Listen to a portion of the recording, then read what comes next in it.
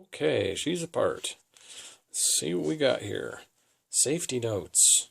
Tube amps run at very high voltages, so you want to be safe with that. Some you might find voltages in excess of 500 volts. You can definitely kill yourself on them, and some people make capacitors explode and all sorts of dangerous stuff, so we don't want to do that. When I opened this up, on our first filter cap here, we had about 100 volts DC and about 25 on the others. Not too high, but yeah, you want to be safe. And the best way to deal with that is to find some sort of dummy load. I actually had a resistor here from that Fender Twin Reverb. This wound up being a 2K resistor, and I think that's a 1 watt. Pretty big guy. So just using some alligator clips, we clip on one side. Obviously don't short it out. If the capacitor is weak and you short across the terminals, they've been known to explode, so be careful. And then you can just use the handy alligator clip and extend your capacitor leads, clip it onto a resistor, and then check everything with the trusty multimeter to make sure you've discharged the capacitors before you do anything. It's your discretion whether you use wrist straps or heel straps or something for static electricity buildup.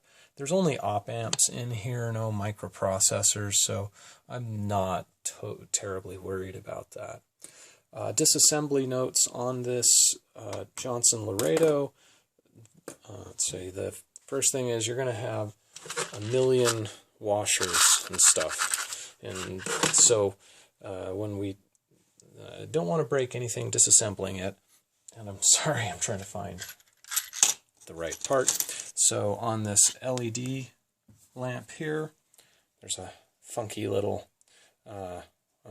thing, and those wires on the back of the LED, get some light in there, are not very well supported. So you want to be careful extracting that. There are 5 screws holding down the motherboard, circuit board, whatever, and lots of wires to disconnect. So take pictures if you need to, just go slow. And yeah, then one note, I would recommend tipping this on its edge and removing the circuit board that way, because if you pull it out this way, which is really easy, you have a flat washer and a star washer on every one of those potentiometers, and they fall all over the place, and you get to go find them.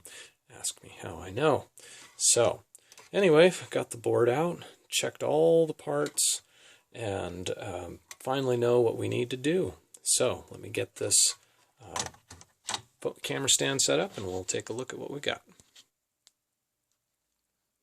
Bumping the stand. Okay, so here are the tube sockets. Tubes go in there, and you can see they have the little spider legs that come out of the bottom, and they are through soldered on the bottom, or through the circuit board.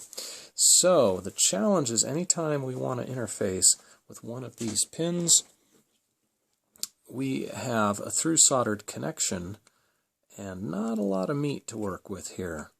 So not knowing where the layer is in this PCB sandwich that it's interacting with, to disconnect it from that circuit, you really do have to cut it off and then desolder this connection and pull the remaining piece of the pin out.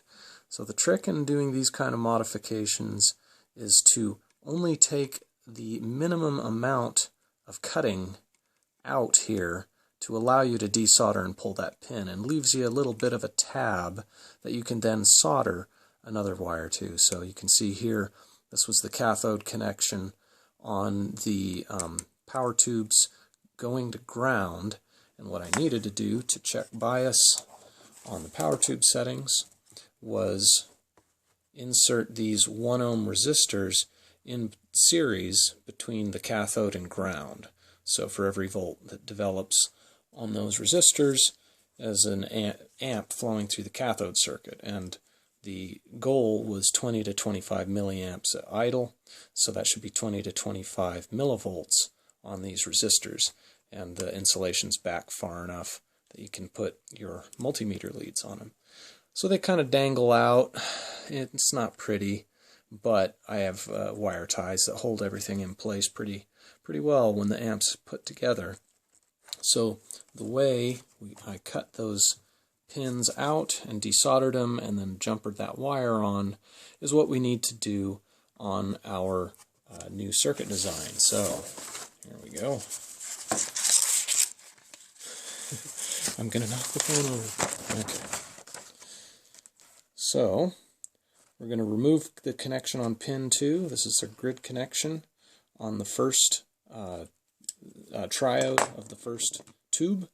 And so that means we're going to have to clip out that pin, desolder it, and then that's where we're going to use that wire, just like I did these wires, to install the resistors. So the new circuit, again, when we're done, will just simply be a new resistor of 68 to 34 kilo ohm, just sort of depending what sounds good, and that will take care of that connection. And then the second section of this tube is pin 7 is the grid on the second triode. And we need to do the same procedure on that pin so that we'll have a way to install a new preamp volume control. And as I said, the gain quote gain control circuit here is pretty much worthless. That pot is, I think, a 25K, and I need a 1 mega ohm, so it's not even useful. So what I'll probably do is desolder this potentiometer completely, remove it off the board, and then you can see, oh yeah, this is not pretty, but it works. This is the trim pot for adjusting the bias. And so as I dial in the resistance up or down, then that current at idle through the power tube cathode can be measured here. So I just epoxied that to an open space on the surface of the circuit board. What I'll probably do here, again, remove this old gain knob and just use the space to install the new 1 mega ohm resistor, and then it won't be these potentiometers are all held in place just by the soldering. So I obviously can't run my volume through these solder connections, so it's not going to be physically mounted to the board in the same way this one is. Am I going to turn it upside down and just leave the leads coming out the top and epoxy it down there? I have no idea. That's part of the fun of doing this. So 2 pin removals on the first preamp tube socket V1, and I think that's this one. I don't know. They're labeled. I'll double check. Or those are the power tubes, excuse me. Here. It's kind of annoying having the same socket on both the preamp and the power tubes. So there we go. That's our plan, and went through and verified the other modifications the previous owner did. Everything looked good. And I've got everything documented now for posterity's sake. And I'm not sure if this will even be worth showing. He did increase the capacitance on this first filter cap from 47 microfarads to 100. And for noise reduction purposes, not having heard the amp without this change, I have no idea. So I'm fine with leaving it there. And then he did a couple modifications to the tone stack. Traditionally, the capacitor in the base portion of the tone stack in a Fender's would be a 100 nanofarad capacitor, and the stock Loredo design had a 22 nanofarad. So he changed that out. I like the Fender tone stack, so we're going with that.